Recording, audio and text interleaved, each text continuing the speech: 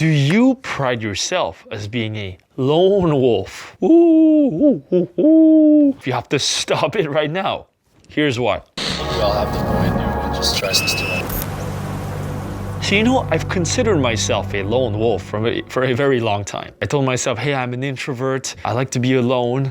I don't like socializing. I'm an introvert. And in this entire story about why I was a destined lone wolf. And this mentality helped me go through some hard times.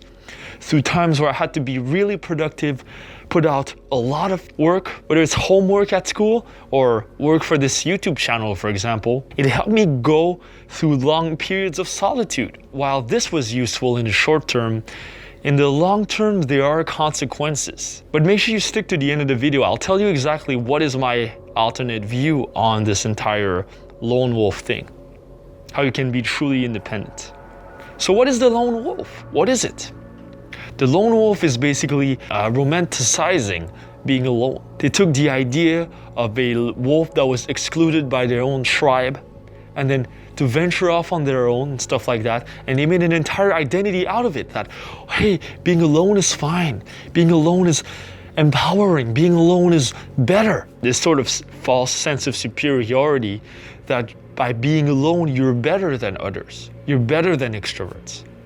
Well, this is not necessarily true. And you know, the lone wolf archetype, it came alongside the entrepreneurial hustle mindset, especially those online entrepreneurs where you grind it out on your own, you build your own business on your own, you get a following on your own, and you can do all those things on your own, but it doesn't mean that you have to. On top of that, the lone wolf mentality came with the rise of social media and the loneliness epidemic. Let's face it now, with social media and smartphones, while we are virtually connected, we feel the most alone in real life right now. In our misery, let's make it worthwhile. Well, this can be a very dangerous trap. The lone wolf mentality came from an overreaction to loneliness, solitude, a justification, rationalization that being alone is better just because there was no other choice. So it's kind of a Jonas Webb from the book Running on Empty. They talk about traumas that didn't happen. The author, she talks about counterdependence. It's only a term used in psychology apparently, and it's a reaction to being too dependent. So let's say before the lone wolf mentality, someone was very lonely, dependent on others, dependent on a significant other, women that were wronged by other men. And then now they're like, no, fuck it, I'm gonna be a lone wolf. So much better, I'm an independent woman. Whatever all this stupid shit means. Same for men. You know, the MGTOW community, men going their own way, is only an overreaction to loneliness, rationalizing their loneliness as something virtuous, as if it was something meaningful. So what are signs that you are perhaps a lone wolf? Number one, you have the fantasy of one day living on an island by yourself, or that the world eventually ends and you're the only human that exists. I know I've had this fantasy several times, and maybe that's why I wear a mask. I kind of like this solitary lifestyle of just doing my thing on my own and not having others to, you know, praise me for it. I don't care, right? Maybe that's why I have this fantasy. Maybe you have it too.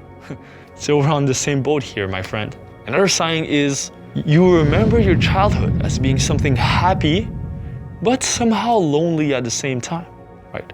Think about your childhood. Maybe you spend a lot of time playing, let's say, video games, not really hanging out with friends or stuff like that. You never mentioned it, but it's just kind of this vague memory of loneliness. Kind of strange, right? Maybe you were in elementary school, didn't have that many friends. Maybe you had one friend or two. Another thing is other people tell you that you're aloof and emotionally distant. Lone wolves have this tendency of bottling up their emotions, telling themselves like, hey, I can handle it myself, right? So they don't talk about it. They seem a little distant, they seem a little cold even. They have this like blank stare in their face that they're like, that they can handle anything.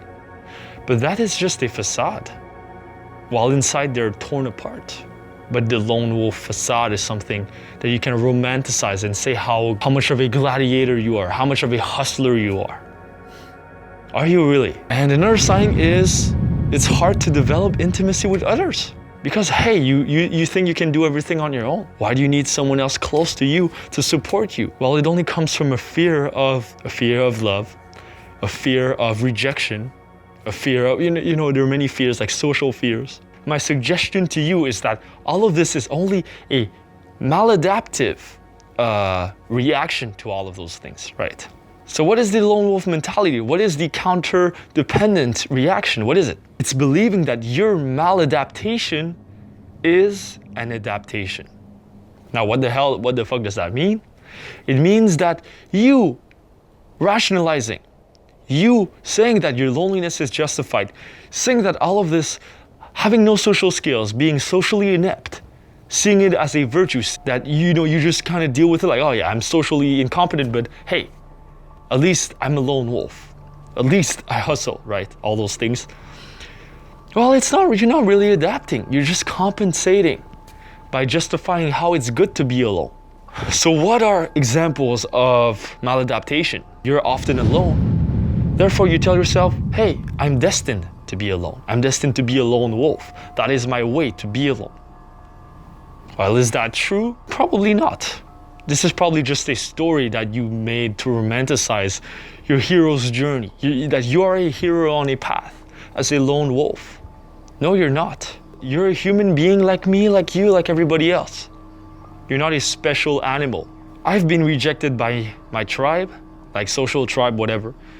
Been rejected at school, been rejected at work, whatever. Therefore, I don't need a tribe. Like, how does that even make sense? Oh, so you've been rejected in the past by other people, therefore you don't need people?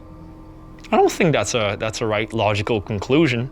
In fact, if you were rejected by a tribe, which is the lone wolf, the lone wolf story, the typical lone wolf story of like, you get rejected by your tribe and then you have to feed yourself on your own and stuff like that. Well, the secret desire behind that is that you still want a tribe. You're just denying it. So here comes the maladaptation. Another thing, obvious one, I don't have many friends, or I don't have friends, therefore I don't need friends. How does that make any sense, right? It's like taking the state that you are right now and making it as an identity, as a permanent identity. That is there's actually a few of them, life coaches that are like, hey, the lone wolf is the way to go. While they're only perpetuating a story of loneliness here. They're only perpetuating a story that, hey, being alone is so much better. No, it's not. Another problem with the lone wolf mentality is that it makes it a virtue of not asking for help. It makes it a virtue to never call people, to never ask people for emotional support, so you're left on your own and you bottle up all your emotions. What a recipe for disaster. Seriously. To tell yourself you never need help, you never need to call someone? Well, isn't that the loneliest of stories you could tell yourself, that you should never call anyone? That can only fester more emptiness and loneliness inside you. I don't think it's the way to go. Can you really bottle up everything inside of you? Telling to yourself, well, I'm strong, I can handle all this. Sure you can. But we're all human. At some point, you'll have to open up, be vulnerable with someone, create relationships with someone. It doesn't mean to have 0 friends. Doesn't mean you have 1,000 friends, but at least a few friends. You gotta open your heart, welcome people into your life. You can't just do it all on your own. You can't achieve success on your own. Who the hell are you gonna celebrate with? Oh, by yourself in a mountain? I don't know, man. I don't know. What are other problems with the lone wolf mindset? There are many identity problems.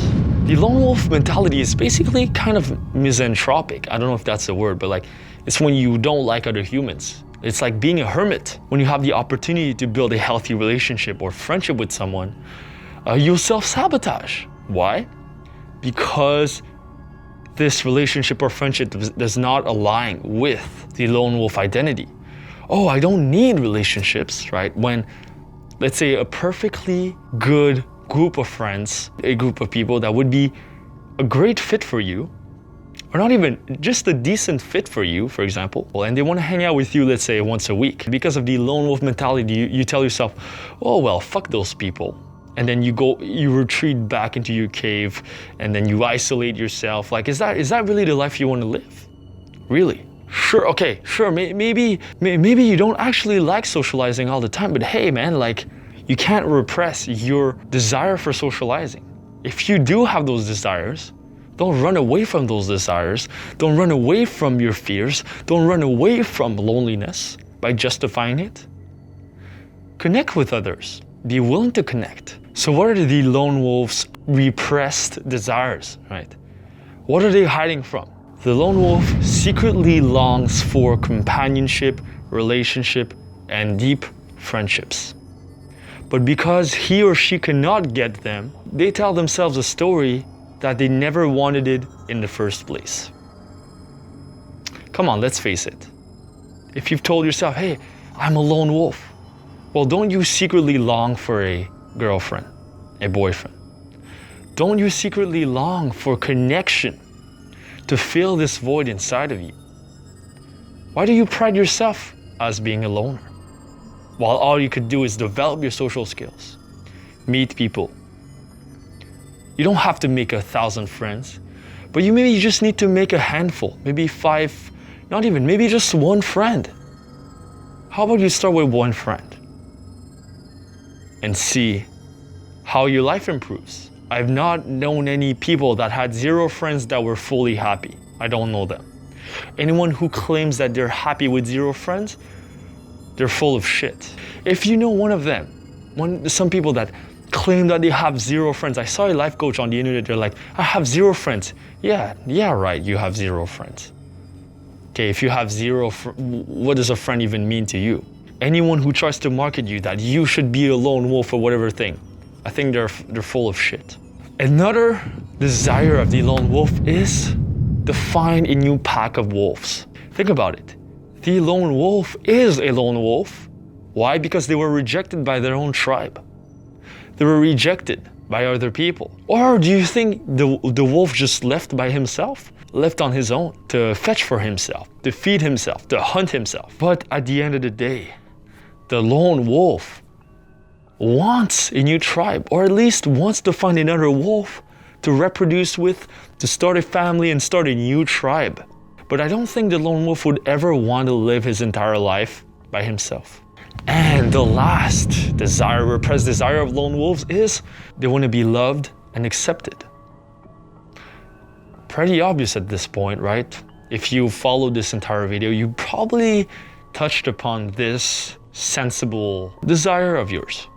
And we all have it, let's face it, you want to be loved and accepted. You know, any story that makes you run away from that desire of like, you don't need love or you don't need to be accepted, I think you're full of shit. So what is my entire solution to the entire lone wolf thing?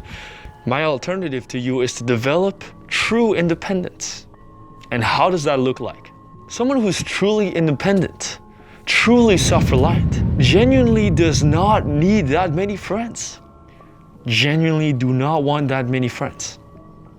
But they do have those very few friends that are very close and very fulfilling friendships, very fulfilling relationships. You can be independent, but to a certain extent. You can't just live on your own on like a deserted island for the rest of your life. You could maybe, but hey, let's face the real world right now.